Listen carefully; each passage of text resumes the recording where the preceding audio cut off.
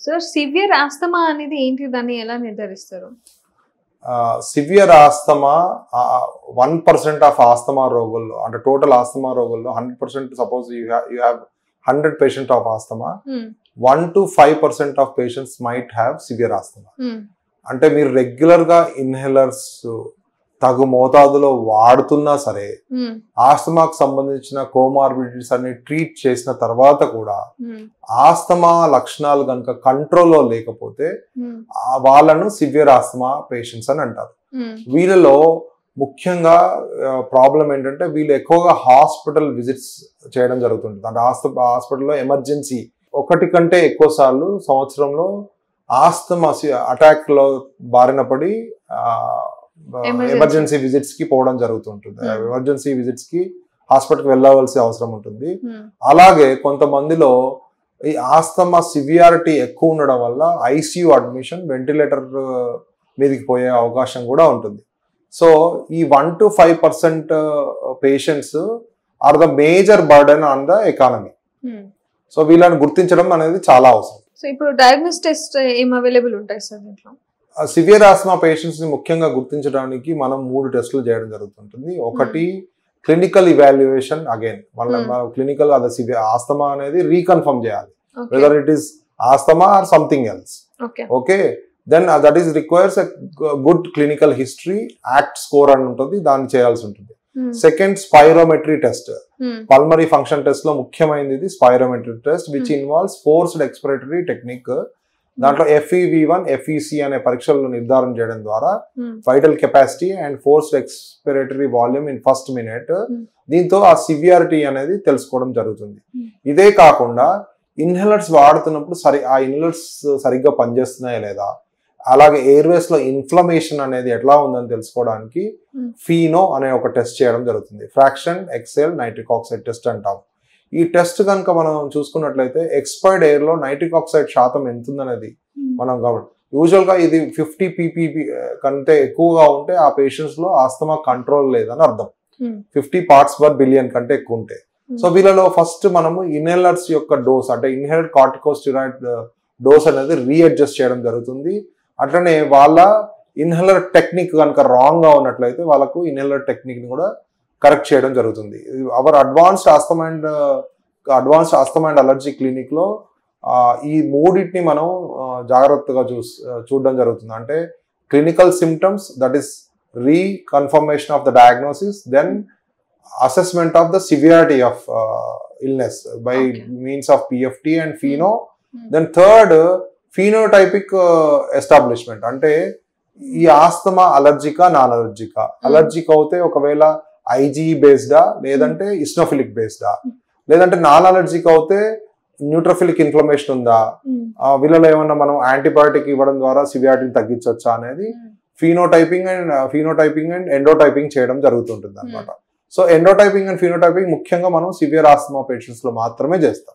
So ఇప్పుడు sir ఇది ఈ severe asthma patients inhaler plus medicines తో వీళ్ళకి క్యూర్ అయ్యే ఛాన్సెస్ ఉందా, లేకపోతే ప్రాపర్ ట్రీట్మెంట్ తీసుకోవాలా?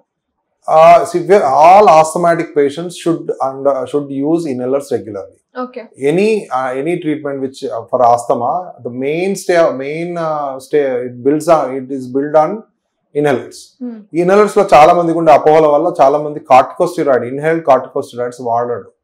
చాలా మంది ఓన్లీ టెంపరరీ రిలీవర్స్ వాడుతూ ఉంటారు. లైక్ మార్కెట్ లో ఉన్న యాస్లిన్, లివోలిన్ లాంటి టెంపరరీ రిలీవ్స్ వాడడం జరుగుతుంది. సో సివియర్ ఆస్తమా వచ్చే అవకాశము ఇలాంటి పేషెంట్స్ లో చాలా ఎక్కువ. అంటే ఇన్హేలర్ వాడని వాళ్ళలో, ఒకవేళ వాడుతున్న టెంపరరీ రిలీవర్ బ్రాంకోడైలేటర్ ఇన్హేలర్ వాడే వాళ్ళలో ఈ సివియర్ ఆస్తమా వచ్చే అవకాశం ఎక్కువ. సో ఫస్ట్ అండ్ ఫార్మోస్ట్ ఏంటంటే వీళ్ళలో తగు మోతాదులో ఇన్హేలర్ కార్టికోస్టెరాయిడ్స్ ఇవ్వడం, కంట్రోల్ థెరపీ ఇవ్వడం. దీంతో పాటు సర్టెన్ టాబ్లెట్స్, అంటే leukotriene modifiers plus bronchodilators like theophylline, Deriphyllin tablets కానీ, డాక్సోఫిలిన్ టాబ్లెట్స్ కానీ, which are very cardiac safe, ఇవి కూడా జరుగుతుంది. ఇవే కాకుండా నేను ఇంతకుముందు చెప్పినట్టు ఫీనోటైప్ని బట్టి ఆర్ ఎండోటైప్ని బట్టి బయాలజికల్స్ మందులు కూడా అవైలబుల్ ఉన్నాయి. ఇప్పుడు బయాలజికల్స్ అంటే ఇవి ఇంజెక్షన్స్ రూపంలో ఇవ్వడం జరుగుతుంది. ఇది specific, especially they are very useful in allergic asthma patients. IG based వాళ్ళకి, అంటే IG అలర్జిక్ పేషెంట్స్ వాళ్ళలో ఎక్కువగా మనకి ఇప్పుడు ఒమాలిజుమాబ్ అనేది అందుబాటులో ఉంది. ఇది నెలకొకసారి ఇవ్వడం జరుగుతుంటుంది. అట్లాగే మెపోలిజుమాబ్ అనేది ఇస్నోఫిలిక్ ఆస్తమా పేషెంట్స్ లో అందుబాటులో ఉంది. ఇవే కాకుండా ఇతరత్ర బయాలజికల్స్ కూడా now they are coming into the India. So these are the most. So వీటిని కూడా అలాంగ్ విత్ ఇన్హేలర్స్ ఇచ్చినట్లయితే మనం సివియర్ ఆస్తమా పేషెంట్ లో రోగ నియంత్రణ చేయడానికి అవకాశం ఉంది.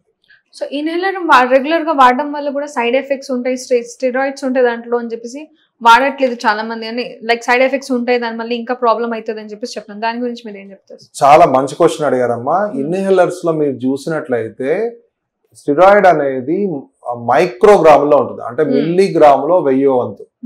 And it is in the form of droplets or sprays which directly goes to lung. And ఇందులో కూడా మీకు లెస్ దెన్ 2% సిస్టమిక్ అబ్జర్ప్షన్ ఉంటుంది, అంటే రక్తంలోకి పోయేది లెస్ దెన్ 2%. సో ఓవరాల్ గా మనం ఇన్హేలర్స్ వాడిన తర్వాత if you use with spacer and proper technique, oral deposition కూడా చాలా తక్కువ ఉంటుంది, అంటే నోట్లో డిపాజిట్ అయ్యే ఇన్హేలర్ శాతం. దాన్ని మనం వెంటనే ఒకసారి నోరు పుక్లించి వచ్చినట్టయితే అది కూడా మనం అవాయిడ్ చేయొచ్చు. సో కామనెస్ట్ సైడ్ ఎఫెక్ట్స్ అంటే టేస్ట్ చేంజ్ కావడము, గొంతు మారడము, ఇలాంటివి ఉంటాయి. కానీ even if you use inhalers for long time they don't have any side effects. కాకపోతే ఇన్హేలర్స్ వాడకుండా ఎక్సర్వేషన్స్ వచ్చినప్పుడు మనం సిస్టమిక్ స్టెరాయిడ్స్, అంటే చాలా మంది ఇటు ఇన్హేలర్స్ వాడరు కానీ ఎక్సర్వేషన్ వచ్చినప్పుడల్లా స్టెరాయిడ్స్ ఓరల్ రూపంలో, అంటే టాబ్లెట్ల రూపంలో తీసుకోవడం జరుగుతుంటది. They are more dangerous in fact, not the inhaled one. So inhaleds are last 50 years లో మనం కనుక చూసుకున్నట్టయితే inhaler corticosteroids have proven to be very very safe. And again ఇంతకుముందు చెప్పినట్టు రిస్క్ బెనిఫిట్ రేషియో కనుక చూసుకున్నట్లయితే they are more beneficial than the risk, side effects or risk involve with that. Okay. And రెండోది control of ఆస్తమాకి they are very important. Otherwise if you use only bronchodilators, asthma అనేది కంట్రోల్లో ఉండదు. Uncontrolled asthma is dangerous and most of the deaths due to asthma occurs in uncontrolled asthma. Steroid అనేది microgram లో ఉంటుంది, అంటే milligram లో 1000 వంతు. And it is in the form of droplets or sprays which directly goes to lung. And ఇందులో కూడా మీకు less than 2% systemic absorption ఉంటుంది, అంటే రక్తంలోకి పోయేది లెస్ దెన్ 2%. సో ఓవరాల్ గా మనం ఇన్హేలర్స్ వాడిన తర్వాత if you use with spacer and proper technique, oral deposition కూడా చాలా తక్కువ ఉంటుంది, అంటే నోట్లో డిపాజిట్ అయ్యే ఇన్హేలర్ శాతం. దాన్ని మనం వెంటనే ఒకసారి నోరు పుక్లించి వచ్చినట్టయితే అది కూడా మనం అవాయిడ్ చేయొచ్చు. సో కామనెస్ట్ సైడ్ ఎఫెక్ట్స్ అంటే టేస్ట్ చేంజ్ కావడము, గొంతు మారడము, ఇలాంటివి ఉంటాయి. కానీ even if you use inhalers for long time they don't have any side effects.